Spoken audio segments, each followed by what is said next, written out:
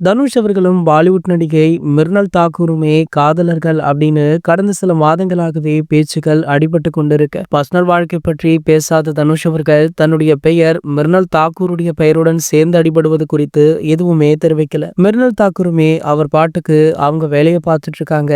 இருந்தாலுமே காதல் பேச்சு மட்டும் அடங்குவதாக இல்லை. தனுஷ் அவர்களை காதலிப்பதால் தான் மிர்னல் அடிக்கடி தமிழ் பாட்டு பாடி வீடியோ வெளியிடுறாங்க அப்படின்னு ரசிகர்களுமே சொல்றாங்க. இன்ஸ்டாகிராம்ல தனுஷ் அவர்கள் போஸ்ட் போட்டால் அதனை லைக் பண்றாங்க.